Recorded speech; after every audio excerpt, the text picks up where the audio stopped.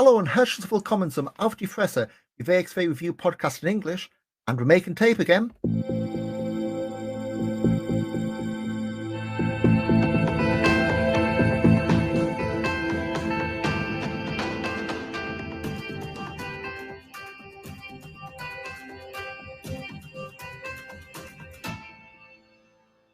Yep, I'm in Hamilton, joined with Mike Kilby once again. And Mike, it's been quite a few busy weeks since we last recorded. Being the day we dropped last episode, it's a bombshell from WXW, and a lot of folks scrambling in terms of watching back catalogue.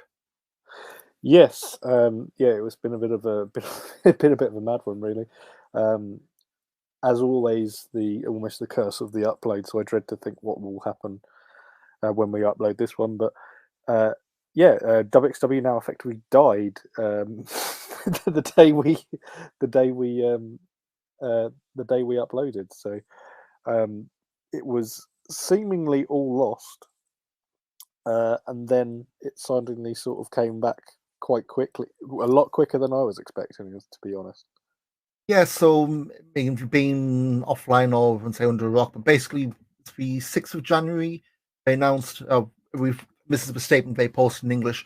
Unfortunately, we have to inform you after an enormously frustrating month, we've extraordinarily terminated or cancelled all contracts with Vimeo. WXW Now 2.0 will not be launched via Vimeo OTT as planned. Say for legal reasons, they can't go into much detail. They're saying Vimeo broke numerous contractually agreed promises, missed every single promise deadline. It's far from ever being able to present solutions to the problems. So we're now calmly examining options to take into account existing licensing agreements. Now, we were, well, at least I was planning on doing a podcast last week, saying what the hell's gone on.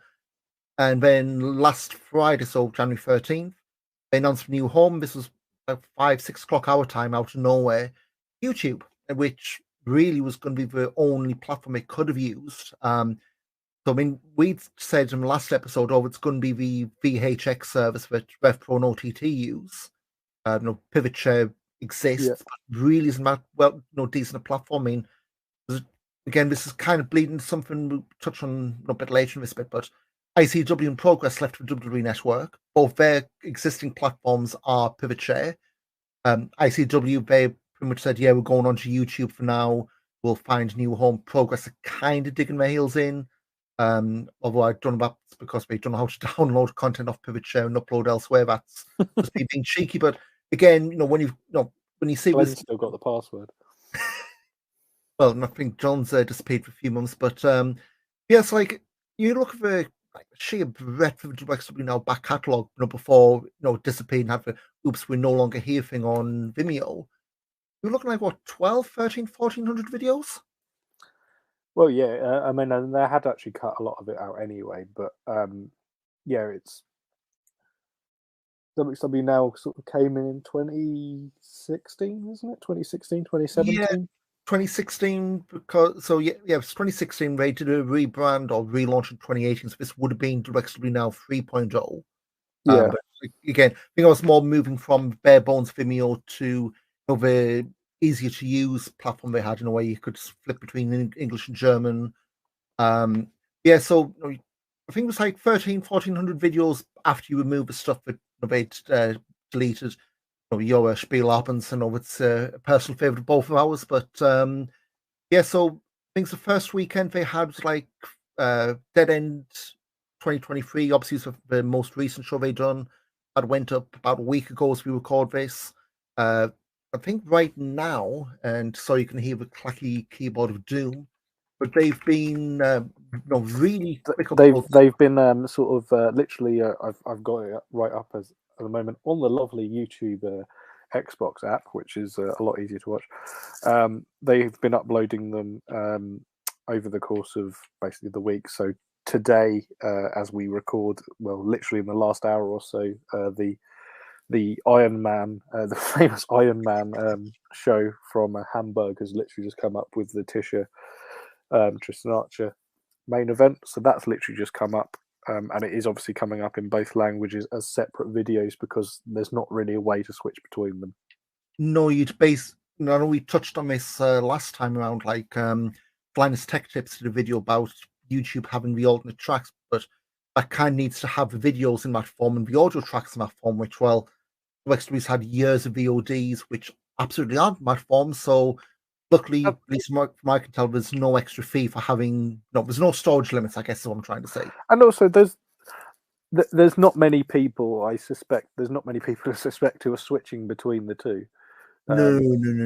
And the other good thing about YouTube is that, like, it's actually a site where you can sort of go frame by frame. You can slow things down. You can speed things up, and it's a lot easier to sort of skip around a show. The chapter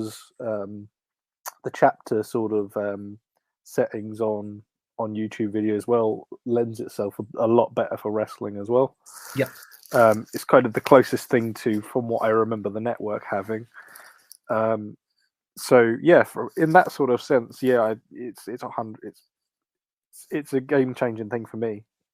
It's so much easier to watch than it ever was with. I mean, a number of times, like even back in the old Shotgun days, back when all of us were, hey, it's Wednesday night, Shotguns dropped, and I remember the absolute pain in the backside Vimeo was, where because of so many people rushing in at one point, it was almost like we were DDoSing them. Like, you get the spinning wheel of doom, it wouldn't work.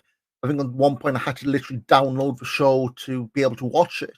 Like, even on a decent UK broadband connection, it was just buffering, spinning, even down like 360p, like the lowest of low res they did, it just wouldn't work. It's like, seriously, Vimeo, what? Like, I know this has been brought in the past. Like, Matthew puts his Botchamania stuff on Vimeo.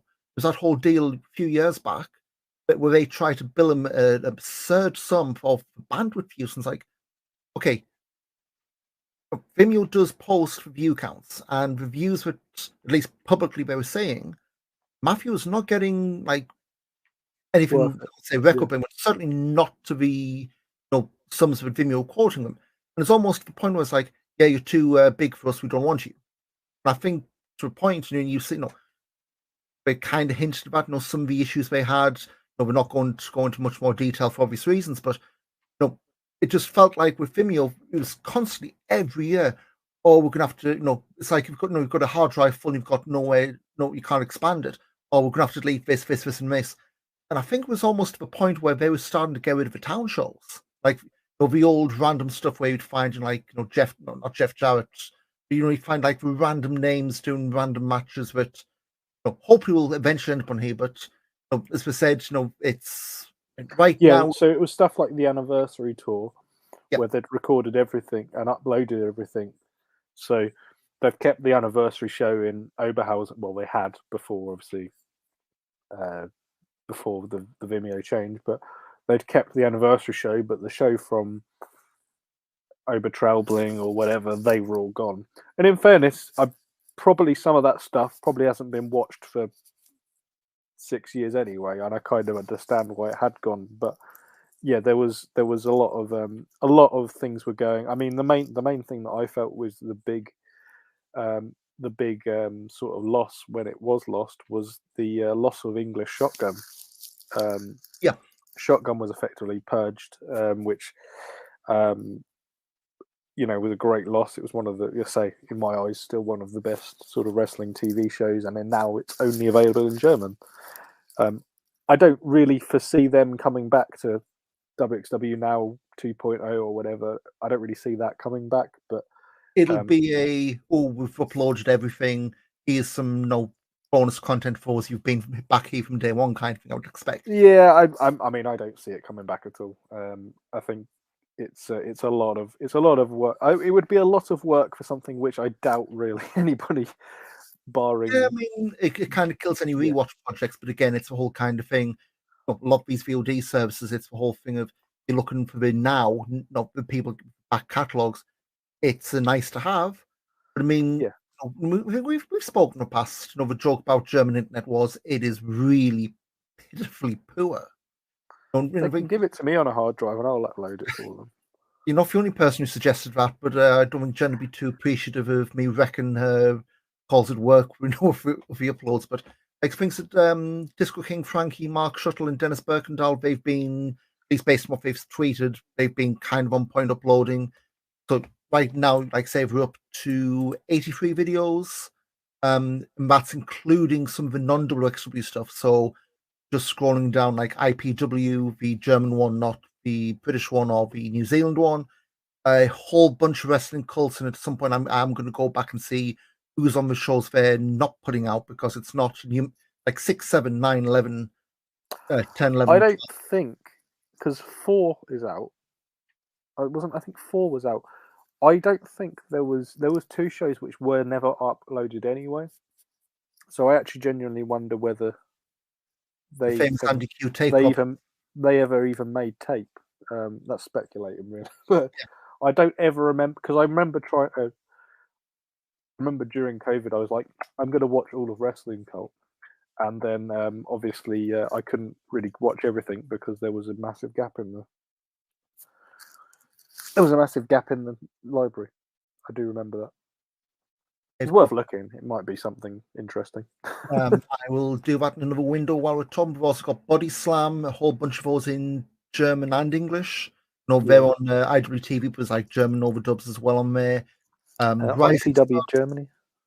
Rising Sun Wrestling, Bodyzoy. I know I'm butchering that, but hey ho. And then, of course, all the WXW stuff from this past summer to today. So, yeah, there's not. I mean, I think for me, there's like a big gap from the Toronto show up to then. It's like 4 or 5 shows last weekend, which as good as they were, I don't recommend sitting down on one block for that. Yeah, so back catalogues there, it's slowly being added up, and yeah, I mean, I guess the loss of historical catalogue temporarily is a bit of a pain, especially some we'll touch on in a moment. But at least it's on a reliable service. It's not on it's not going to be on a platform where like we've complained in the past with Vimeo, where it might just suddenly not load. We've got the YouTube membership. If you sign up or turn your notification bell on, you'll get told when a video comes up, so you're not having to constantly hammer away and kill the old WXW Now front end, like I think I may have done a few times in the past. Yeah. Yeah. Well, so it was always the old Vimeo front end was always logging me out. That was the thing I always had. It constantly logging me out. In terms of do the same thing. Like I always have to keep giving access to my to my Vimeo account. Like one of these days you are going to buy something. Yeah, it was always a worry. Am I going to subscribe to it 7 times? Get the PayPal notifications. So what the actual Anyway, so it's up on YouTube now. I suppose a good thing from our perspective. You're not paying in US dollars or euros anymore. It's in your local currency: US dollars, euros, pound sterling. So what we're probably going to lose in terms of the fixed price against the fluctuation. I suppose you're not going to be paying those. You're not going to be paying the foreign currency charges, which is a good thing or a bad thing. Yeah, so a good move. I think it's probably about the only move they could have made given the stack of content they had. Yeah, what's left really at this point. But at the same time, still a massive upgrade, whether just planned or not. So I cannot complain in the slightest. Yeah, exactly. I say it's a much better just way of watching things, because it's YouTube. You can watch on anything, so I can capture. Vimeo was just impossible to watch like on a mobile device. I found on smart TVs, and there are a number of times like after there's a carrot last year when we did the Neil live streams. I would try and watch through, because obviously Jen's not able to go since we got the dog. So in what bits which I want to see, or I know she'd like to see, I put on the TV downstairs, and it's like, okay, find it, and then the only option Vimeo has is either drag the scroll bar using your remote control or fast forward 10 seconds. The thing I had to do was I had a HDMI cable, and I plugged my laptop into it and then played it from my laptop on the big TV. That would have been preferable. I mean, I think once I tried to Chromecast them, that was even worse. Yeah. The connection would die, and it would always be for Vimeo, and every other app would be fine. But yeah, Vimeo to me just felt like it's a platform that had ideas of being bigger than it is. Vimeo is a film platform. It's not for anything else. It's fine if you're putting on like an indie film or something. It's absolutely perfect for that. But that's something you put on and you don't touch. Yeah, it's a one-off. If you're putting it on and pausing it and coming back to it later, no chance. It's no good for it. Yeah. So yes, that's wxwnow.de. I think wxwnow.com, when I looked last week, didn't redirect. I know it does as well now. So wxwnow.com, I'll take you straight to the YouTube page, log in with your Google account, sign up. Yeah, we've got the instant access. I think if you're a YouTube Premium member, you can download to your device if you've got it. But look, it's easy to use than the old Vimeo. It's a familiar platform. I mean, who doesn't use YouTube in 2023, But yeah, long may this continue, but whatever else YouTube does do with the content.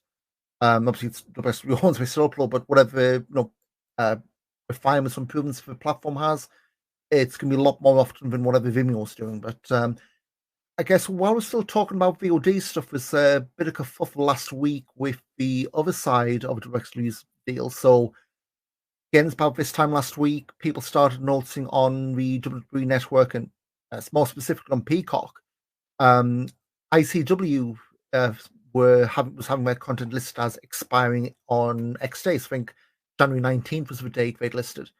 I know was it last year, was it Main Event, the C or D level show, they were having that constant issue as like, oh yeah, Main Event, all this content expires in 4 days, then would be extended. Well, people noticed them out of the most recent stuff, and I think the same with Progress, and they just had a show uploaded last Saturday.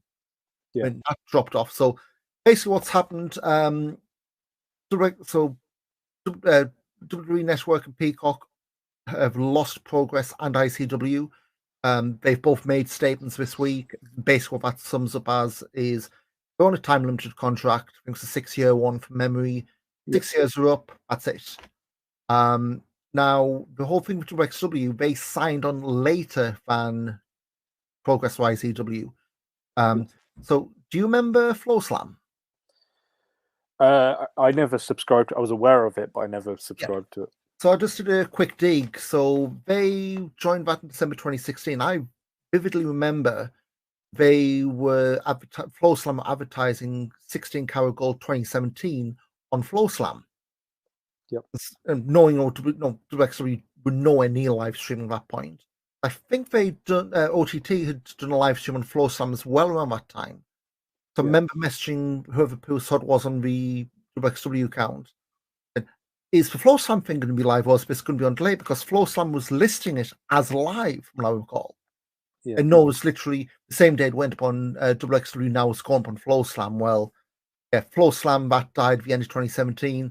I think WXW was also on high spots for a while. I think there might still be. And it's the old pivot share thing, which I know they themselves have moved off of. And also for a while, they were also on what's now IWTV. Yes. Because they've had a few shotguns they had, and that never went anywhere.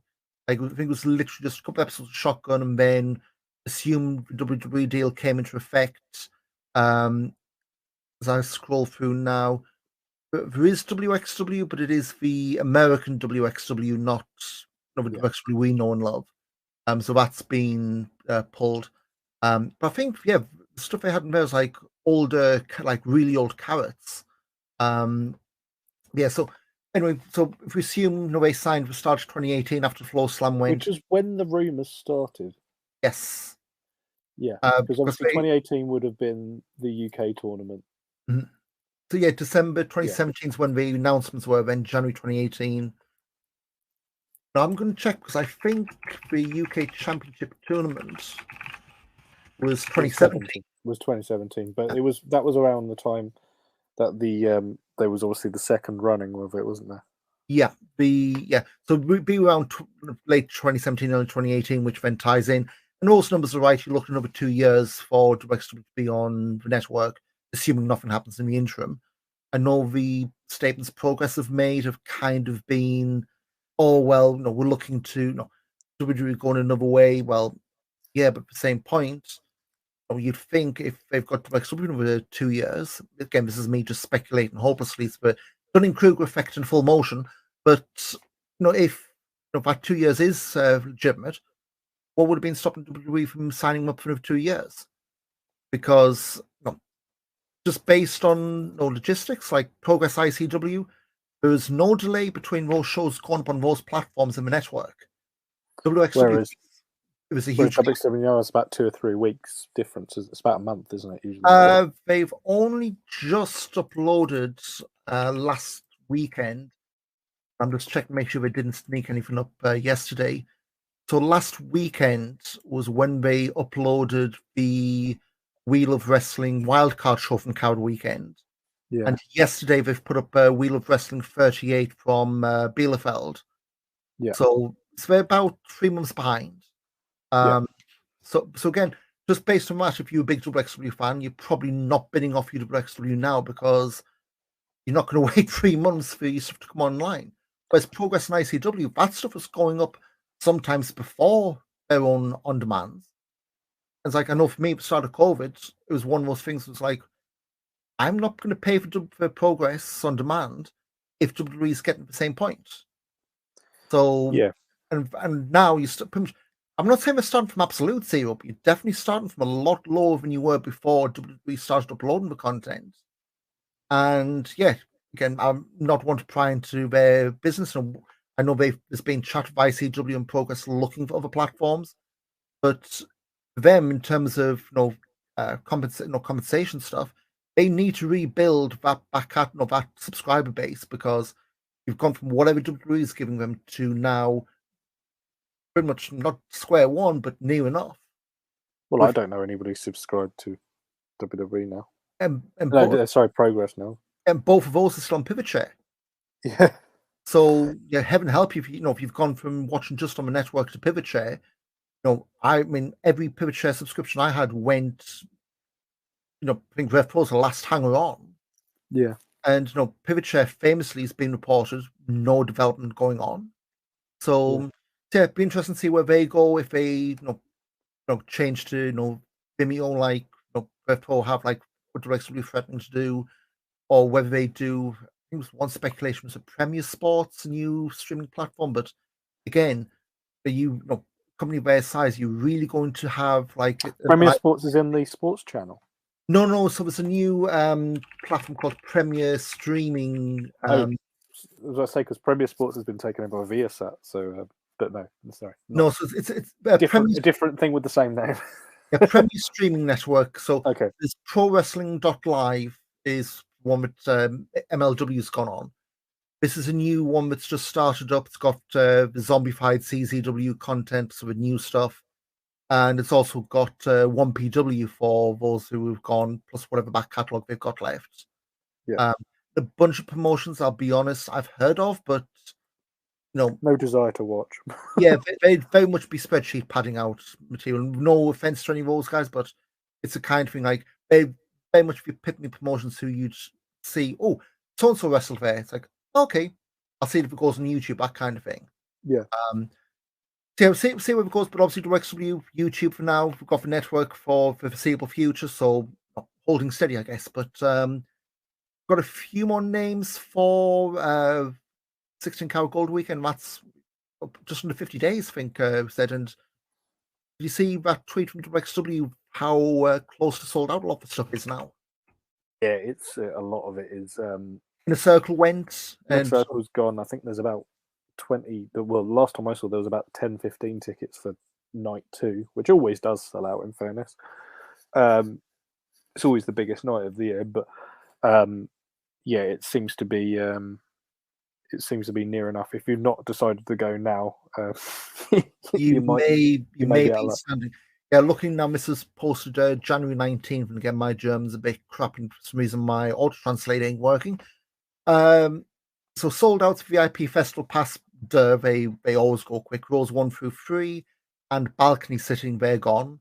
Again, no surprise. Those are really limited in terms of ticket sales, in terms of seats. If you want the festival pass, so that is everything, you're apart from Inner Circle, obviously. There's under 45 tickets, I would guess now, for rows 4 and 5.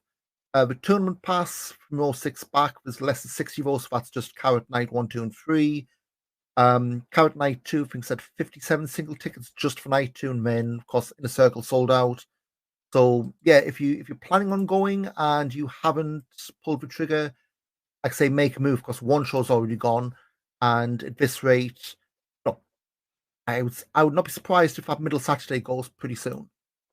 Yeah, That's without any main event. That's without the full field being announced. And I guess we can touch on some of the names. Tristan Archer and Simmons announced for 16 Karat Gold weekend. Yeah.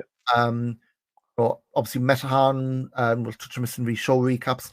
He retained his spot on Carrot beating Bobby Guns, end of an era there, marked off for Bobby. As a result, Bobby Guns is in Ambition, so he's going to look to defend the Ambition tournament he won last year. Last time Mudo, Thomas Shire, and Davey Richards also announced for that. So yeah, we're stacking up Ambition as well. Yeah, quite a few people. I'm surprised Mudo's not done Ambition yet. He did the super fight, didn't he? But he's not been. Bearing in mind, he only came around him in all set show, in the MTE set shows. Yeah. So really, only been one Ambition he could have been a part of. And Carrot last year, his story was the winning the tag titles with Steph Mays.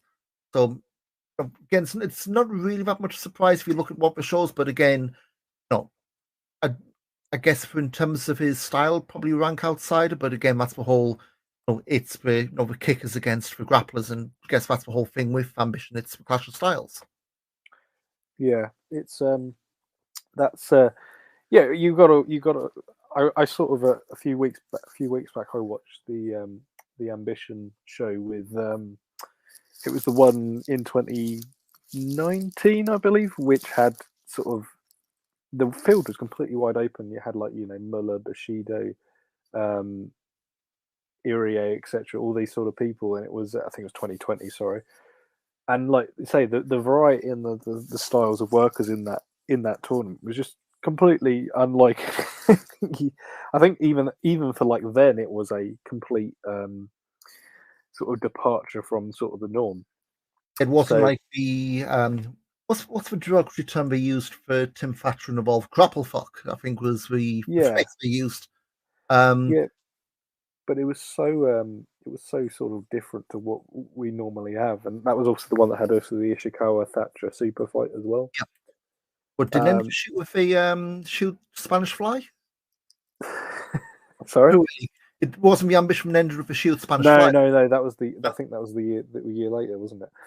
That was 2020. It keeps getting ribbed that. Yeah, 2019 was all right, whereas 2020 not so. But yeah, it was all. The variety is the thing which makes Ambition exciting, I think, and I say there's some interesting different people sort of come in so far. I'm hoping there will be some more names announced very, very soon. Well, there will be, I assume. Obviously, Arbe will be there as well.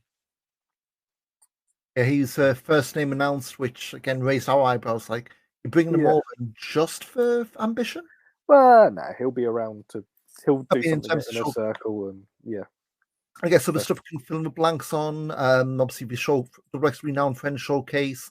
All the promotions have been announced. So we've got Action from Georgia in the States, APC from France, Denmark's Body Slam, ICW from Scotland, Passion Pro from Hungary, Progress from England, Pro Wrestling Österreich from Austria, and of course Smash from Canada. So 7 promotions, 7 matches. That's 11 o'clock on the Saturday. Matches to be announced publicly near the time, but yeah.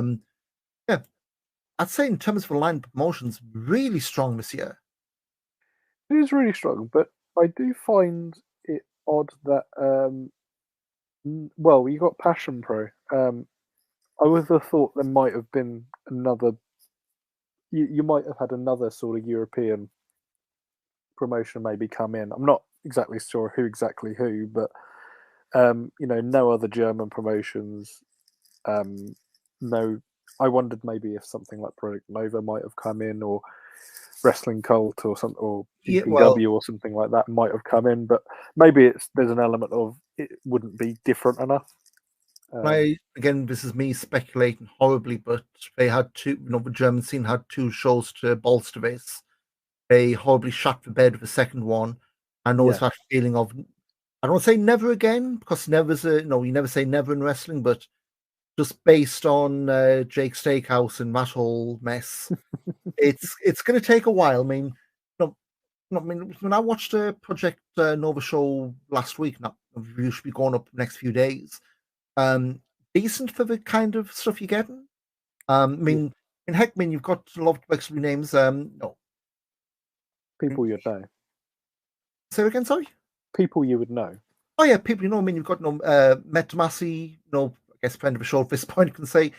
No, he's doing ring announcing the most recent one. So it's not like you've got the walls up between. As I guess you could have had back in the old days.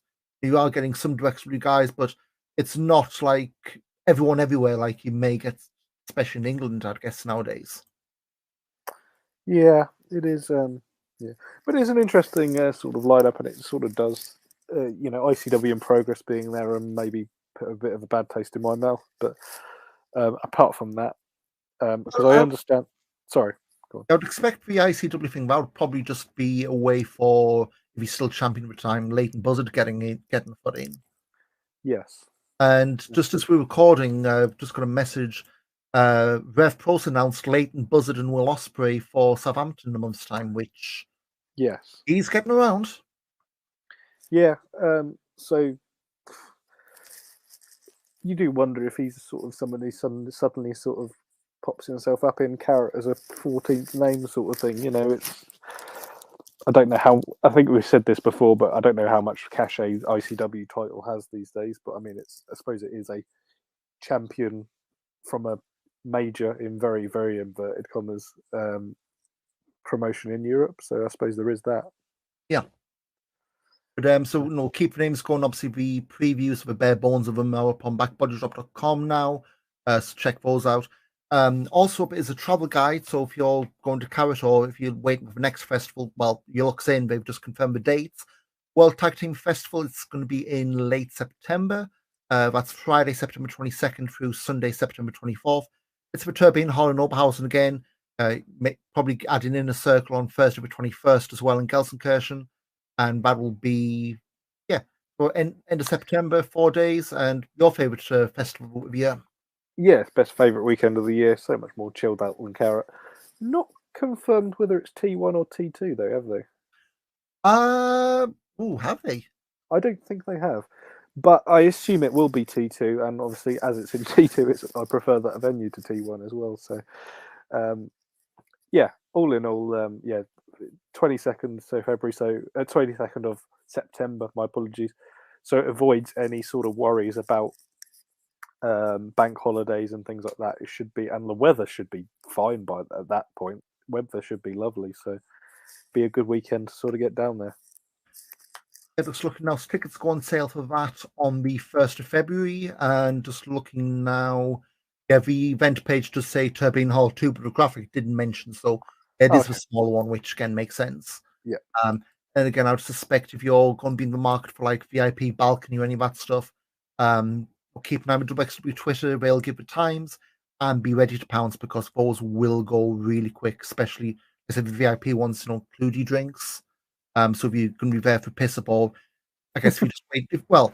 I know some folks who go just for good angles for camera shots, which I don't blame them. But yeah, I mean, otherwise, unless you want a preferred seat, yeah, you probably be able to wait, especially if you flights and hotels. I'd say we've got plenty of time. Although, just from my own experience of like looking at prices, a lot higher than they were even a year ago, or even a lot higher than we've been booking for Carrots. So just bear that in mind if you're looking for tickets and what have you. Maybe the kind of thing, just be aware of your seasonal discount periods though, because you get Easter, you get Valentine's Day, you get the summer sales. You'll be fine. It will go down. The prices will go down. And I guess there's no easy way to transition into this, but there's a bit of time, so we need to mention this. Of course, Jay Briscoe passed away this past week at the age of 38 from a car accident. He'd worked 5 matches for WXW starting way back in 2008 at Dead End 8. This when they had a WXW with Noah interpromotional series. He wrestled against Thumbtack Jack, of all people, which there's a name from the past for you.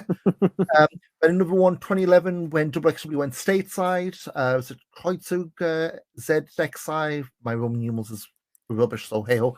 But it was the Briscoe brothers losing to Daisuke Sekimoto and Johnny Moss in Union City, New Jersey. And most recently, it was actually my first WXW trip.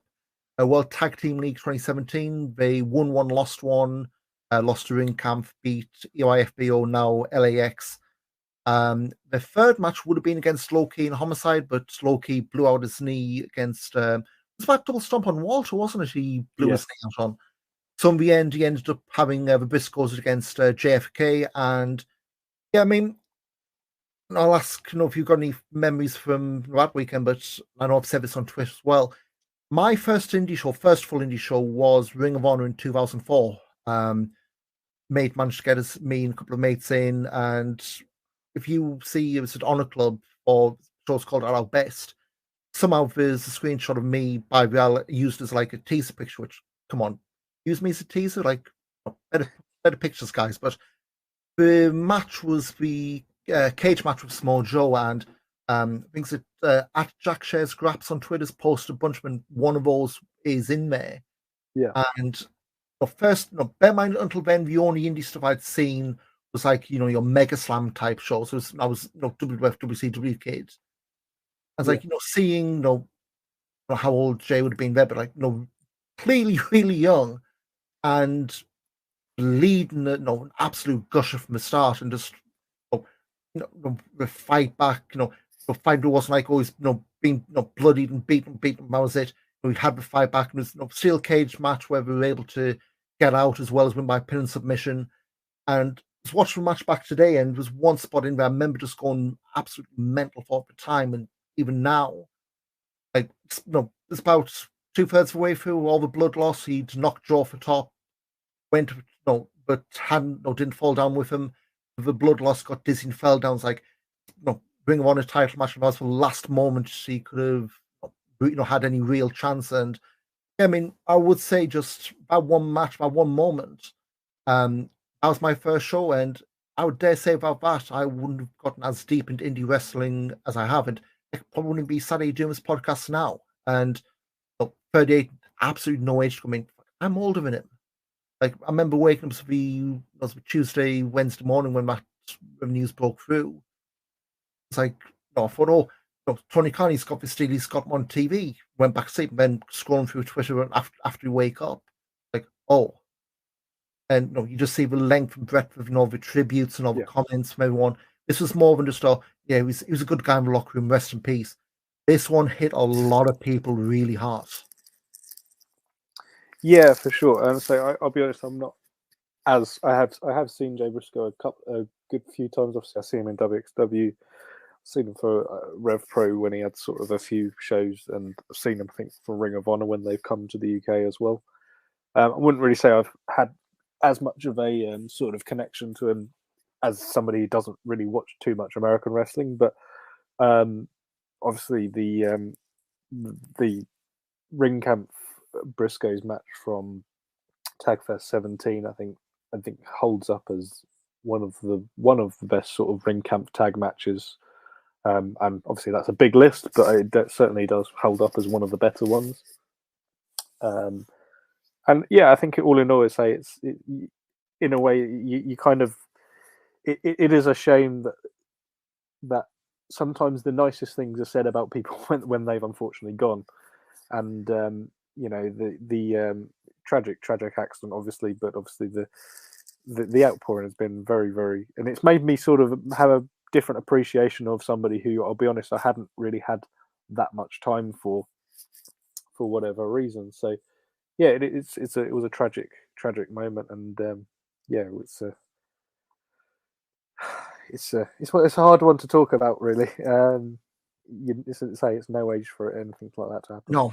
And again, I know AEW did a tribute show they weren't allowed to make too much mention of on TV. That should be going up on YouTube, I believe, in the coming weeks for free. So if you're any kind of fan, keep your ears out. And I would have said, check WXW now for the tag league run. But unfortunately, about a month too late for that. But it'll end up on there in the end. But yeah, Hopefully. I guess no easy way to move up. So what I'm going to do is find a ridiculous bit of music and something we forgot to do last time around.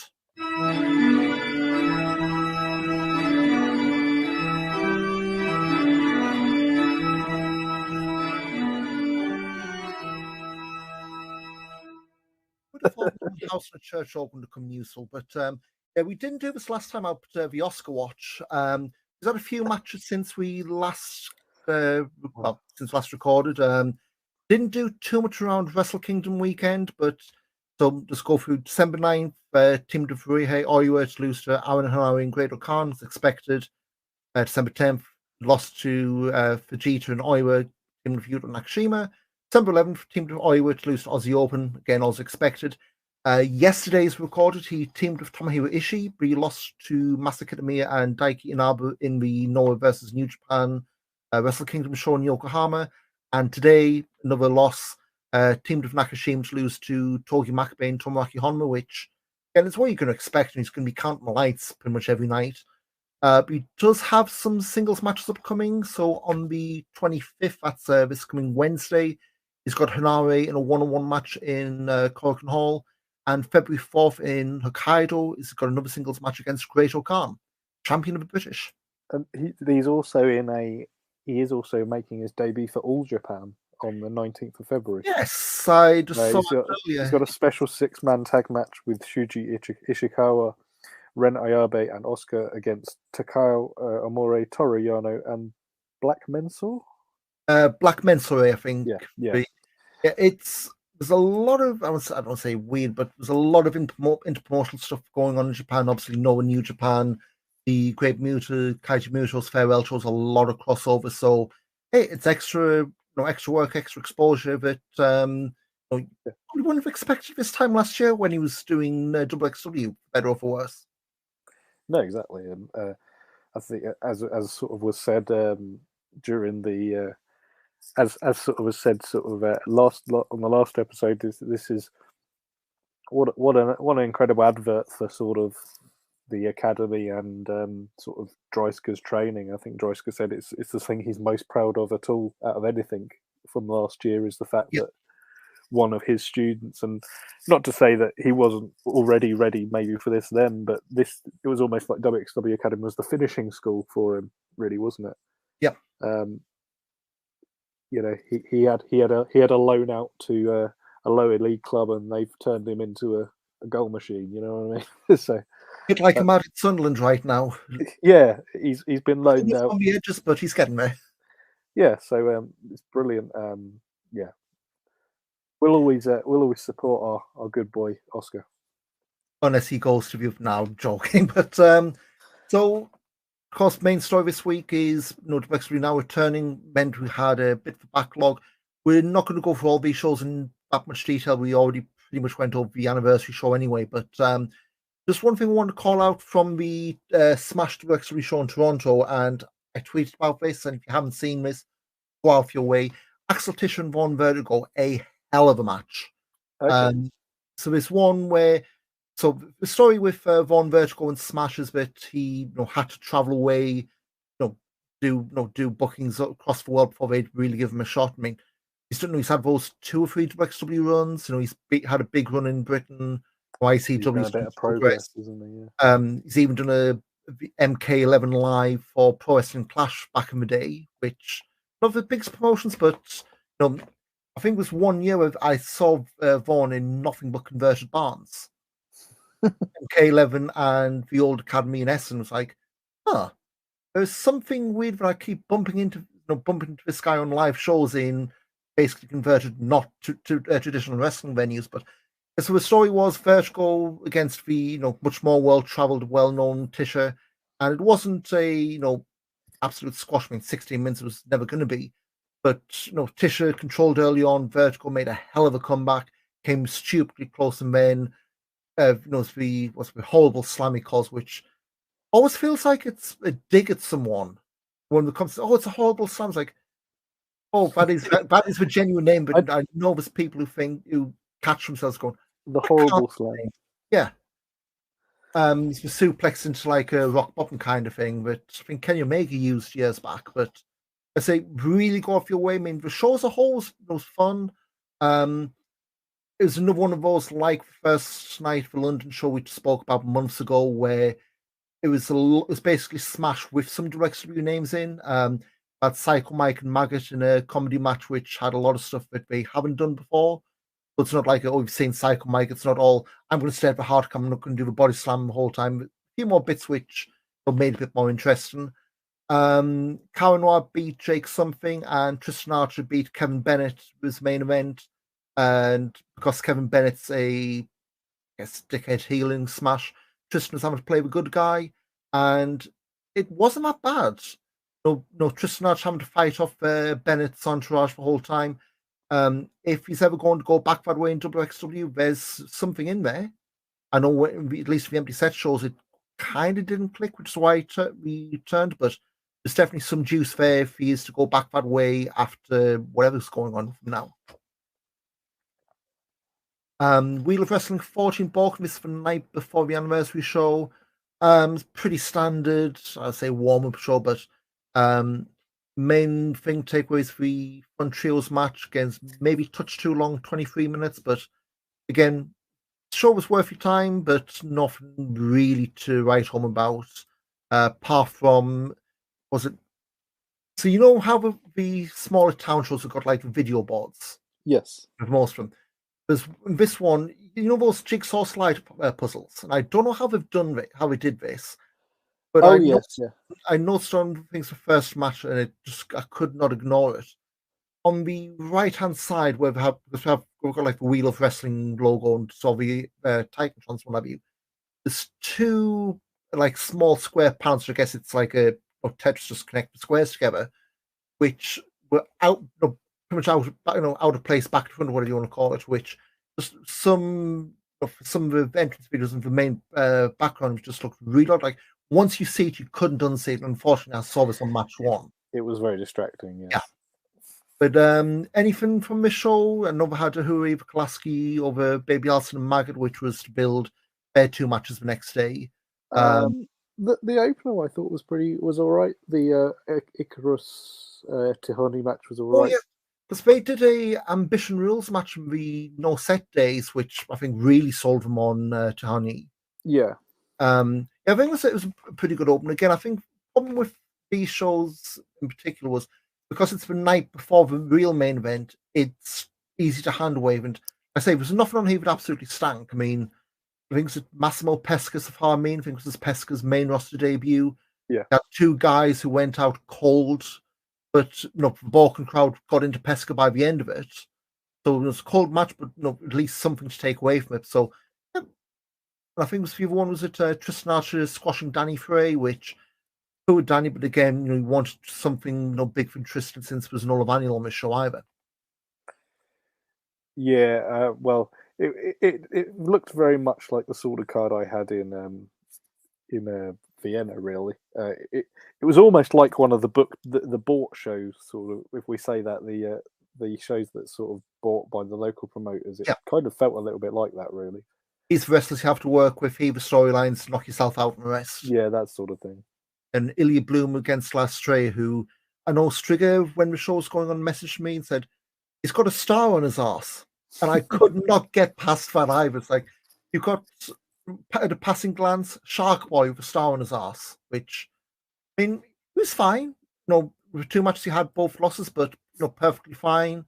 Again, I think because they knew he was only in that weekend, he was in the spots he was in, but, we've seen guys, come over, regularly who've done worse, but touch on the next night. So anniversary, we went through a lot of this, but yeah, so ladder match, Maggot beating a Who in just under 20 minutes. This one the WXW fans match of the year. I just put the curtain back, so Voice of Wrestling do their match of the year poll. This match ain't anywhere near this, but I do have a WXW match. This is my number one pick, which kind of says all you need to know, really. Yeah, I way too long. I didn't really think it went on way too long, this match.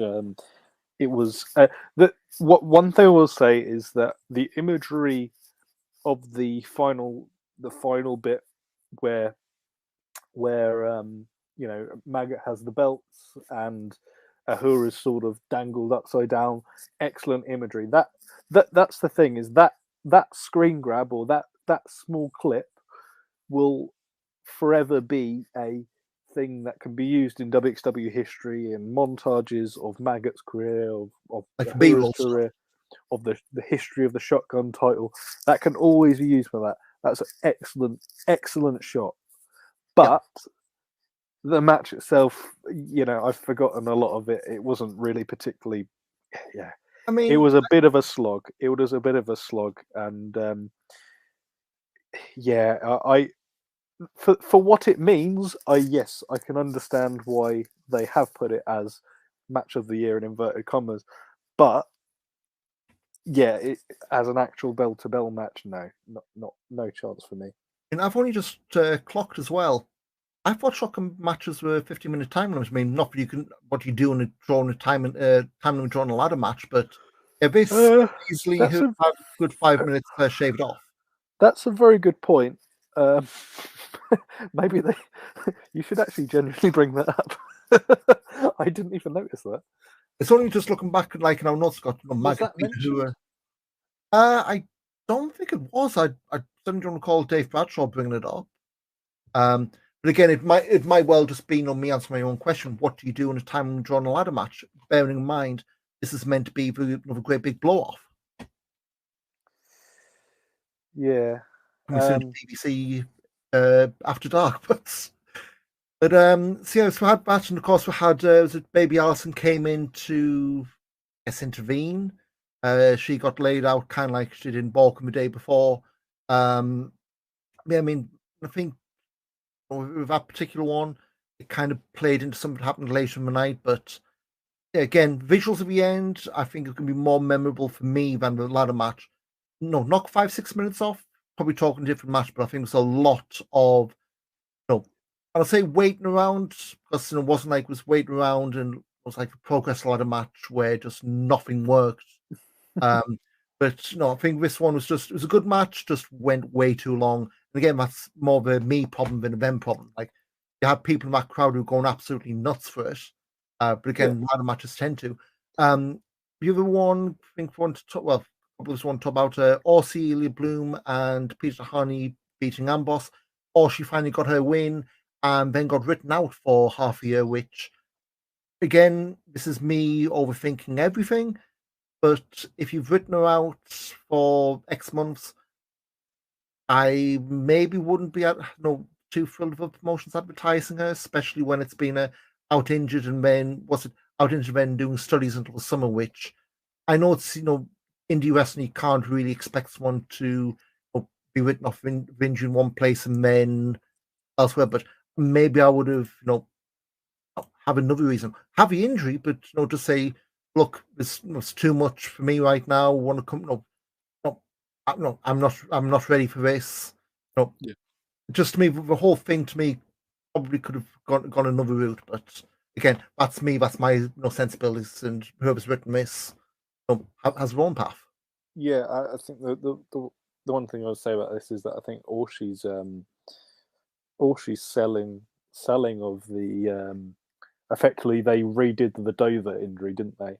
Yep. They gave Orshi the Dover injury that was given to, which was from earlier in the year, and obviously Orshi's selling the injury like a horror film scream, like it's a guttural, right from the pit of the stomach, that sort of scream, horrible scream, and it was very powerful. I thought, I can still sort of hear it in my head now, which is it's very, very disturbing. So I thought that was again, that will be a thing which I'll think about for a long while. The only thing I didn't like is obviously she was screaming her head off, and then sort of when she was leaving the ring, she sort of sort of had the sad face on rather than like actively. There was no, I would have sent the paramedics in maybe as well and that sort of thing. Maybe cut away, yeah, but that's an aside really. I thought really really good performance from Orshi in this one, and say I think excellent sort of first full year.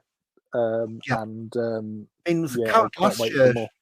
Remember, when we did the preview, Coward last year, she was on the Inner Circle. And it's like, have you heard of it before? No. Well, that weekend, the first I'd heard of her was an interview, and unfortunately, I cannot remember the podcast from Dreisker, where Dreisker effectively called Orshi the female Oscar, and I was like, well, that's quite a lot of praise. So, sort of with that in mind, I had heard of her in that sort of sense, but yeah, not really. I mean, I don't think even still she's not got like a cage match or anything like that. Which she is on cage match now. Oh, she is. Yes. So last time I looked up, but going from like the Carrot last year was the first big weekend she had in WXW. Become, I dare say, I think she's a top 10 European worker, and that includes Britain at this point. In my view, I think she's well in the top. She's well in the top 10 in all of Europe. Yeah, and I would say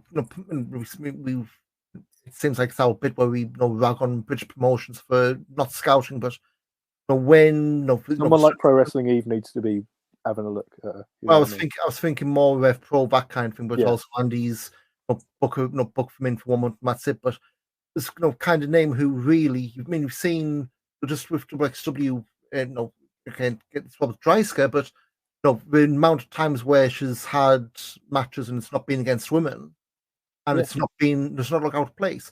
And for someone who, in a rookie year still, that's frightening. Yeah. As I say, I think she just has a natural. She's taken to it like completely naturally. And as I say, I think the factor we used to call it. You either have it or you don't, and she has it in spades. So yeah, absolutely brilliant first year, and can't wait. Hopefully, once the studies are over, we get 6-7 months of it again at the end of the year.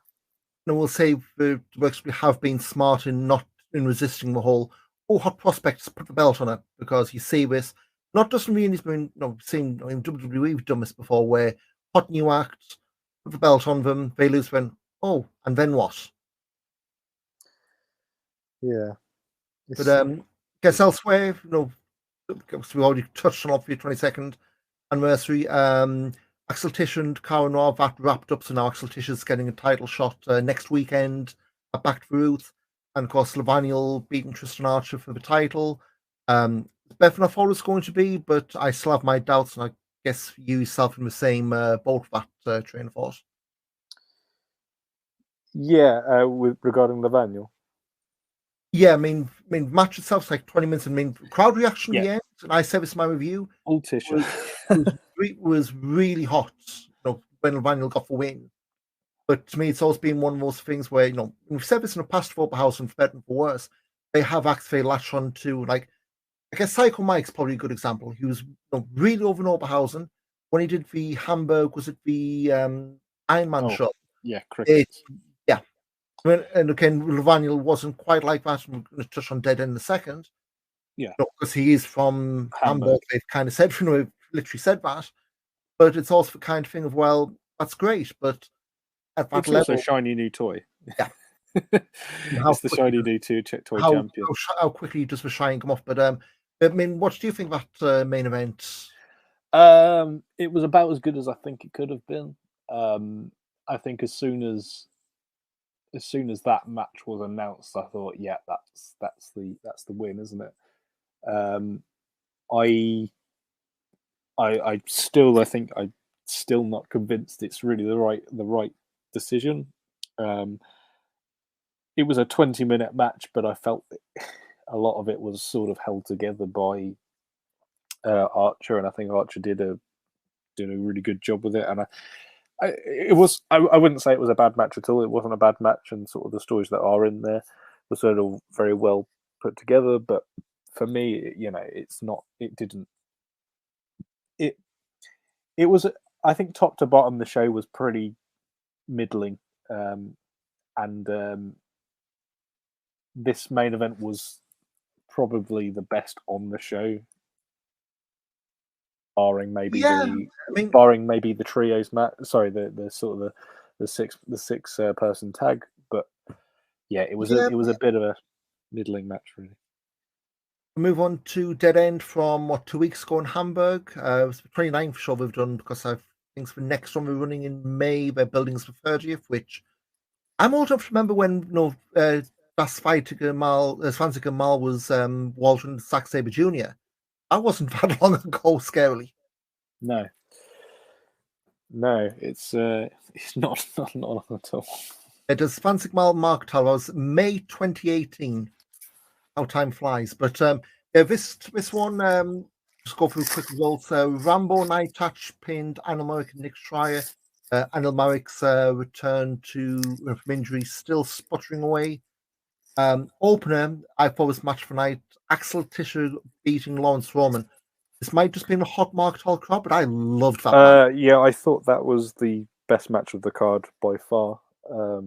Yeah, really, really good fun that was. I think that's going to be a sleeper hit, I think, for me. I think towards the end of the year. No, it's also the FSM 50s just come out on Voice of Wrestling, and okay. I'll say this: if I had seen these few shows before that all went in, I would have been making a big push for Tisha to have been at least an honorable mention, because at the end of the year, mainly that Vertigo match ended really strong. But again, we've spoken in the past, where Roman's a Tisha trainee. So really, that's the kind of match. We didn't go too hard, at least on the English feed, of student and teacher thing, but that's the kind of thing you'd expected of. Look, well, it's mentor. I wouldn't say so much student and teacher, but it's certainly mentor and protege sort of thing. But it's really where, look, you're getting your shots, you're getting your chances. This is one you really need to take both hands, and Lawrence really did.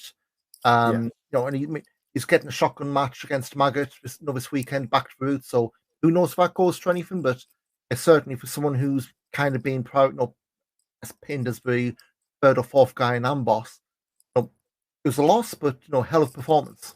Yeah, it was. I thought it was a cracking match. But I think this is the match this is the sort of performance from Roman, because if you ever watched sort of some of the next step cards, or whatever it became briefly after that, if you ever watched any of those sort of cards and Roman was on them, these were the sort of low key, just excellent matches that he was having. And I feel this is the first one he's had in WXW, which has been like just brilliant as it is. I still think he's one of the most underrated workers in Europe by far, Lawrence Roman, and I think the performance in this one I thought was brilliant. And so sort of him being positioned as the sort of nippy pitbull, really, really good, really good sort of showing. But then Tisha, obviously, Tisha's on, equally, he's on a hell of a run as well. So just really, great ingredients making a great meal, really, isn't it?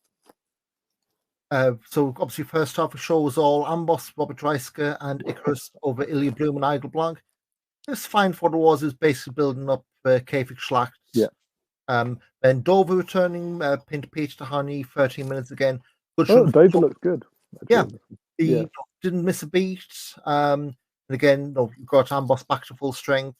See where that goes at Kafik Schlacht next week, because like I say, since late summer really, it's been kind of suspense Amboss, I guess, for one better word.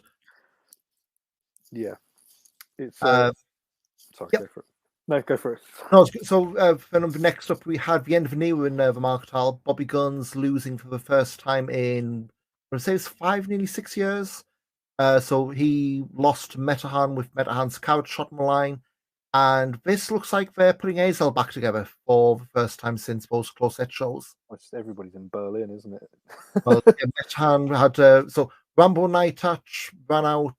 one distracted for referee, one actually got involved, and yeah, I mean it was never like an official he's a free was to the end, no celebrating, but they got involved. Norman Harris got involved as well.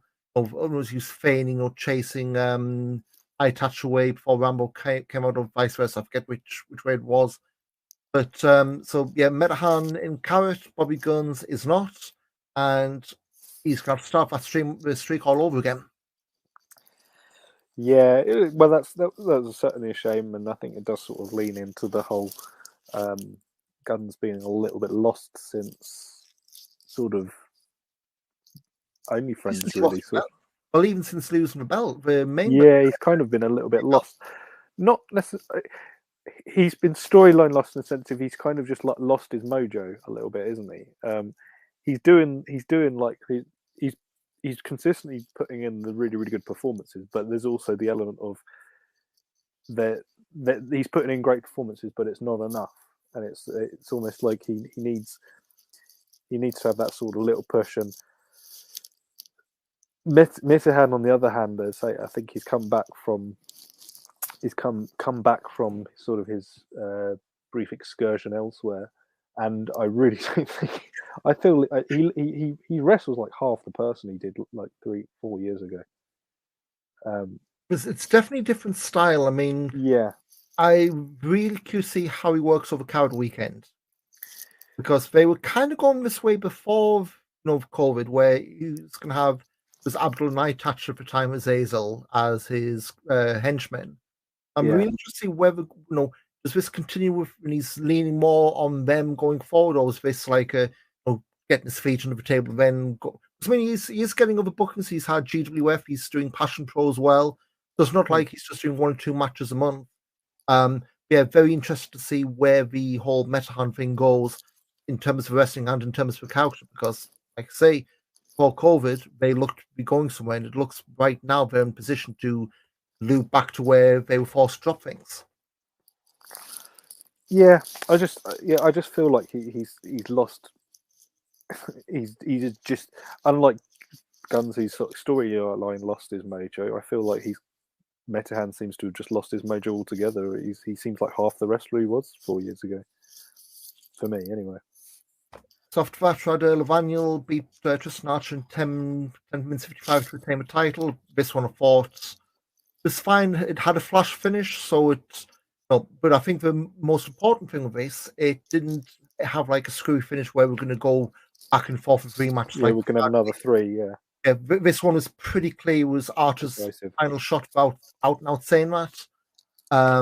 I think as well with that, you probably Archer's in carrot, so he's got a shot away to get back to the title if he wants to do that. But yeah, so that's it. And then main event, they had unsanctioned, so no WXW canvas, no WXW referee, no WXW ring apron, but video screen and the dead end banners up on the roof. Jörn Simmons beating Heisenberg in just under 17 minutes. It was a pretty wild brawl, but I think this is one where the crowd by the end, I think, was really starting to go. Like, I think this, I don't think it's a knock on either of them, but when you had the 1, 2, 3, and you saw at least 3 or 4 people, it's like you could tell they were waiting at 3 counts, but just get the coats and go. 1, 2, 3, chuck your coat on, yeah. Yeah, and I think the other issue is that this is not the first time they've had this match in Hamburg, is it? Because they had it at the last one, didn't they? Effectively the same sort of thing as the street fight. So I'm looking back now. Or they had a big wild brawl at Hamburg. Yeah, so the brawl was in the brawl would have been in Bielefeld. I swear at the last Hamburg show it basically ended with Simmons and Heisenberg doing that wild, because it was the yes, it's after the title match. Heisenberg came out here. I'd filtered by just Markthal, not just Hamburg. It was the end of that when we did the whole Jörn can't challenge again until unless Tristan's champion. And boy, that shoe looks a bit like a loose end that's been tied up after the past few shows. Yeah, for sure. Somebody else is certainly in carrot. So yeah, I mean, dead end. I mean, that's on the WXW Now 2.0. Definitely check out Tisha Rum at the start. Unsanctioned match, decent enough brawl. Metahan, Bobby Guns. they're probably second match of the night for me. But yeah, so that's the big block of backlog taken care of, and just as well because we've got a few shows coming up in the next few weeks. Back to the Roots in Oberhausen this coming Saturday, January 28th. So we've got the Kayfabe Extract main event. That's Ambosses, Robert Dreisker, Icarus, and Dover taking on Peter Tahani, Sens of Aldrin, Igor Blanc. Elsewhere, we've got Axel Tischer taking on Levaniel for the Unified World Wrestling title. Alice Inc. defending women's title against Amal. Maggot defending the shotgun belt against Lawrence Roman. We've got the Greedy Souls, Brendan White and Danny Jones debuting to take on Metahan and Rambo. Maria Della Rosa against Ava Everett. I haven't listed this, so it's good if I remember this. Yota Tsuji against Bobby Guns. And in the pre-show, it's Tristan Archer against Fast Time Mudo. That's a pretty loaded card for Back to the Roots. Loaded card and a lot of random stuff. Yeah. Lots of it's not we're now moving away from sort of the established roster sort of pandemic sort of era. There's the odd random person coming on. So yeah, there's a lot of sort of to digest on there. For me, Tsuji Guns was exactly what I would have booked. If you'd given me Yota Tsuji at a WXW show for a weekend, I would have booked him against Bobby Guns, and then the following day I probably would have booked him against Tisha. Look what's happened. Yeah, so that AI thing said you're the book of WXW. Do you want to confirm or deny that? Yeah, that AI thing said I was, wasn't it? So yeah, Fight Forever, January 29th in Gelsenkirchen, so this time next week as we're recording. Robert Dreisker and Lawrence Roman against the Greedy Souls, Tisha and Tsuji. We've also got Justin Daniels against Ilya Bloom, Fast Time Mudo against Anil Marek, Ava Everett against Kia Dream, one of the two is bound to be right, sorry there. Alice Inc. against Hua and Maria Della Rosa against Massimo Pesca. They've given us a book this weekend, haven't they? Yeah, well, Justin Daniels, I think I saw his debut match. So that was the Big Sean 2018? Sean Air Casey Community Centre 2018, June 2018. Flamboyant Fabio versus Justin Daniels. I saw that debut. And Justin Flamboyant Fabio is now Irish. Well, he was at least last time I looked, the Irish junior heavyweight champion. And Justin Daniels is, well, he's in WXW now. So brilliant. And I'll say, being there that day, the Big Sean was an absolute sweatbox. So absolutely not ironic at all that he's debuting in the sweatbox in Germany. You're one of the few venues that is as hot as the Academy, so yeah. Just with about 100% less chipboard. You just need to do the cockpit and he's done all three. Yeah. Maybe Rescal as well, rest in peace, that place. Yeah. But so yeah, I've got those. One thing I would say from this upcoming weekend, Greedy Souls is good, guys, is maybe not where I would have gone, but I guess that's, check out their versatility, especially with Tag League being announced for September. So, good way to get your foot in the door there. February 11th, Road 16 Carat Gold in Bielefeld. So, they've announced in tournament matches Anil Marek against Ilya Bloom, Hua against Alex Duke, and Fast Time Mudo against Heisenberg. One more match, and then it's the mini tournament for 2 Carat spots. There, February 12th, back in Gelsenkirchen for an Academy Live show with Carlos Zamora and Thibaut Hendrick. Guess who's winning there? Danny Frey against Sebastian Suave. Plus on the poster, Ilya Bloom, Michelle Green, Hunyadi Tamas, Maverick, and Alex Duke. March 4th, they're debuting in Bad Sackingen with Jörn Simmons against Tristan Archer, Robert Dreisker, Levaniel, and also the poster, Calypso, Baby Allison, Maggot, Igel Blanc, and Rick Salem. Yeah. Then, of course, March 9th, Gelsenkirchen for Inner Circle 13. 16 Carat Gold at Oberhausen, March 10th, 11th, and 12th. We're on the road. Then end of March, at the Batch Cup in Frankfurt for 16 Carat Gold Revenge. Maggot, Alice Inc., Levaniel, Tristan Archer, Hua, Baby Allison, Axel Tish on the poster. And yeah, it's just as well we've got the VOD situation sorted out, because that was threatening to be an ugly, ugly backlog building up to Carat. Yes, time to go dark as well. Yeah, I'm glad it certainly seems to have been fixed now. So yeah, we're well on the road to 16 Carat. We're less than 50 days away as of recording date. You can work out what day we recorded. As of recording date, it is 47 days to the start of 16 Carat Gold. 46 if you go into Inner Circle. So we're not that far away at all. Time flies. we're about we're about 6 weeks, isn't it? 4, 5, 6 weeks. So 6-7 weeks, yeah. Yeah, so we're not. Yeah, we're well on the way. So again, we've got previews. there's a lot of wrestling to go there. Be previews to be evolving as they add names and all that. If you're going for the first time, like I know some people are, the travel guide as well. And one thing Stringer passed on this week, as of next month, no mask mandates. So yeah, unless something weird happens and we end up going back 3 years, one less thing to pack on the flight. Well, no, pack it anyway. Well, yeah, if unless you're the kind who never agreed, but I'll be taking my reusable and my FFP2s. Well worth it. I mean, hell, you're still seeing people shows wearing them now. So whatever makes you comfortable, especially with the numbers still being as high as they are. It's find that balance and whatever works for you. But so a lot going on, and I guess we're back. Looking at Back to Roots in a couple of weeks, and then do the big ugly carrot preview. But Mike, anything to plug before we wrap it up here? Well, unfortunately, I've like WXW, where we had a bit of a backlog. I've been a little bit grounded because of weather and strikes and things, so I've not really gone to much football. However, probably in a couple of weeks, we should have a very exciting new episode of the Groundhoppers Guide. But obviously, that will be in a few weeks. That's over, I think, with tinyurl.com/groundhoppersfootball. Or look for Arn and Eddie Groundhoppers on YouTube. Arn and Eddie Groundhoppers Guide on YouTube. There we go. The same place you can find WXW. So. Yeah, one-stop shop, and of course you can listen to us on YouTube if that's your jam. We've also got our own Twitter account finally at @FressePod. Please follow us. For some reason, Twitter doesn't think we're real. I just blame Elon on all his algorithms. I blame Elon for half Elon's fault. But also follow at Big Back Body Drop for reviews, at Ian Wrestling for my crap. You're at Mike Kilby on everything. I'm at Mike Kilby on absolutely everything. Come be my friend on LinkedIn. You still use that?